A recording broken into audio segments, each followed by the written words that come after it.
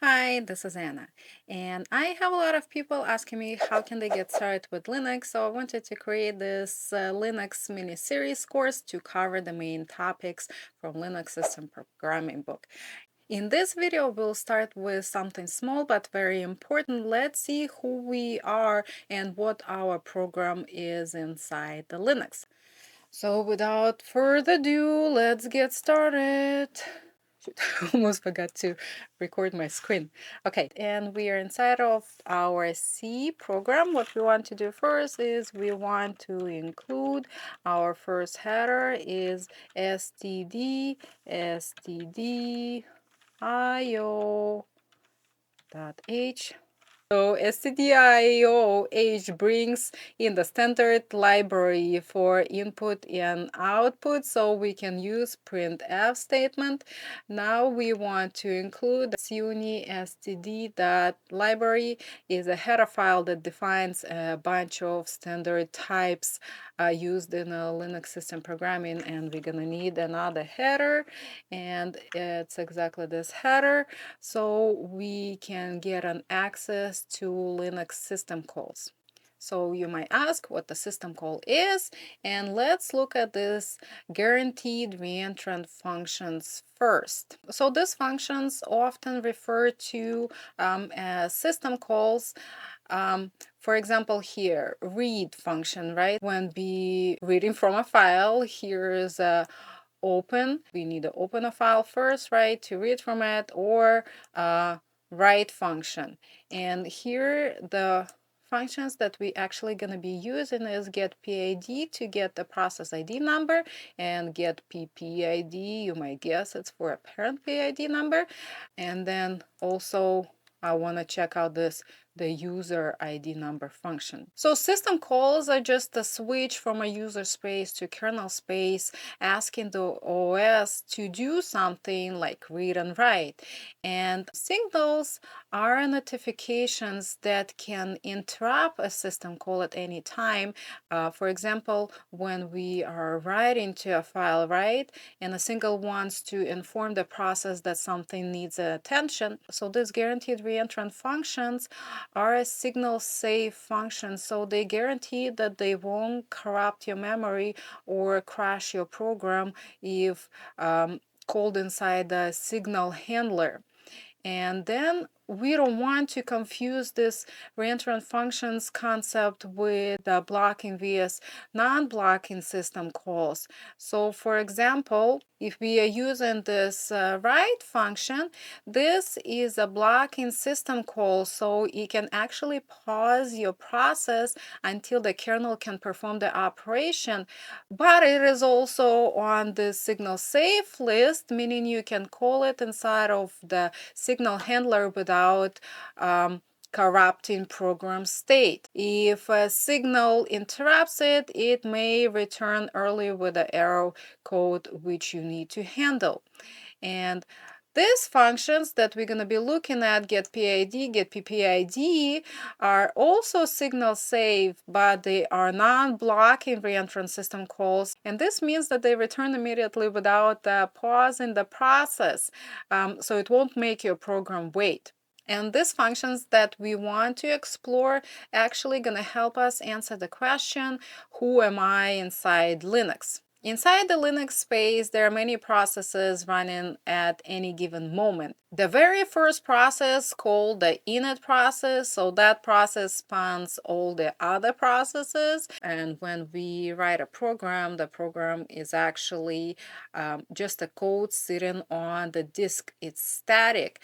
But when we run it, it comes alive, and the system creates a virtual address space for it. It gets assigned its stack, its heap, BSS, and the data sections to store all the data that our program has.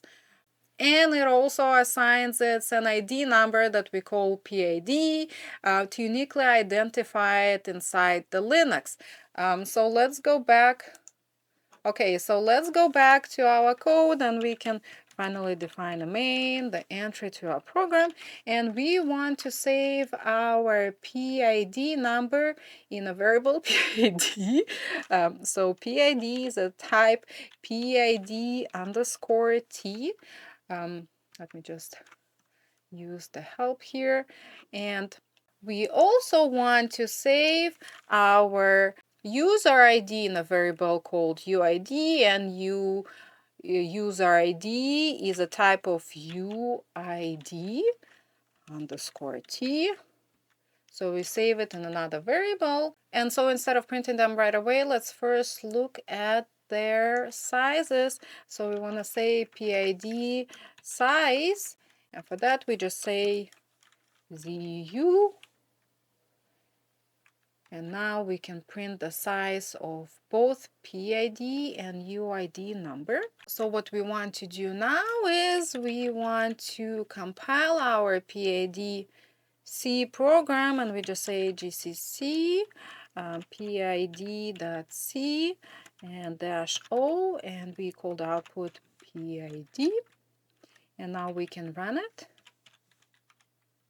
Okay, so here you see the size of the PID and UID is 4 bytes. So size of tells us how many bytes Linux uses to store PID. 4 bytes is typical for 32-bit integers on most Linux distributions. So if we look at selected system data types, so here are all data types that exist. We can find the UID. UID is just an integer numeric user identifier, but the PID is a signed integer. And signed vs assigned just means that the PID can actually be a negative number, but the UID number will always gonna be positive. So let's go back to our program, and what we want to do now is we actually want to print this PID and UID numbers. So we just say printf, and we want to print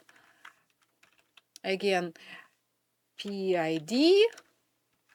We want to print PPID. And for PPID, we can use getPPID function. And we also want to print UID number. So let's go ahead, recompile our program again, and we can print. Here are the numbers for our process. Here is the PID number, its parent ID, and the group number. So this numbers pretty much answer all the questions: who we are, who started us, and who is running us, all in one shot. Okay, so now how about we try to search for this ID number using ps-f, and this will show a full snapshot of all the running processes, but we actually want to filter using grep, and we want to search for this process. All right, what I see here is I see the parent ID number for this process. Parent ID is just my shell, and here is the process ID number, but it belongs to grep. But we don't see our program PID number. Why do you think this is? And PIDs are only visible while the process is alive, and because our program is so small, it runs really fast and the PID number disappears. So what we can do is we can actually add a sleep here, so it would run a little longer. We need to recompile it. And now let's try to run it while we're searching for the PIDs to make sure that we actually see the number. We can run it in the background. And this ampersand sign just says don't wait for this to finish, just keep going. And we want to use our ps-f command again to search for the PID number. We just grab all the PIDs. Here you go. So here is our ID number for our process, and one is just the job number. Here is our PID number, right? And this number matches what we got from our PS command. The parent ID also matches here what we ran, and here we have our grep process again. Extra line over shows up. So this is exactly what we get using getPID and getPPID functions. So now let's add a child process, and the child process also has a type PID underscore T, and we just call it child process, child PID, and we use a fork to create this process. And so first we want to handle our child process, right? So we say if the child PID equals 0, we want to print its PID number, the parent ID number, the group ID number. We don't want to sleep, and we do not want to return. So child PID equals 0 is only true for the child process. So anything inside of this block is going to belong to the child process. But in our else statement, we can handle the parent process, and here we want to print again all the information. We can actually comment this out because we don't care about this anymore, and let's go and compile our program, and we can run it now. Well, we're not going to be able to see it with the PS command because I commented out the switch statement. It's not like we care about it anymore.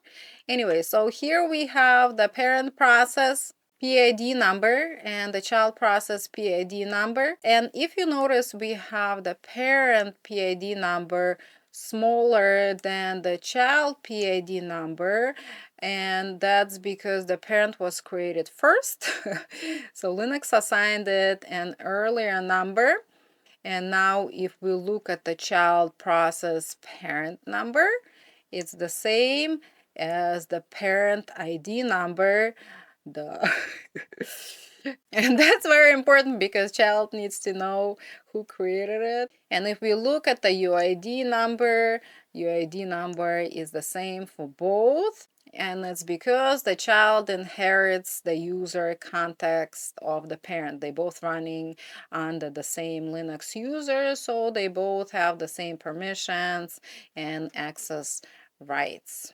And this is a wrap up for this mini video. We explore the system data types. We look at the different system calls. We look at the processes PID, PPIDs, and the UIDs. And in the next video, we'll talk about something else related to Linux. Leave me a comment. What else do you want me to cover in this style? And if you like this video, consider liking it. And hey, don't forget to subscribe too.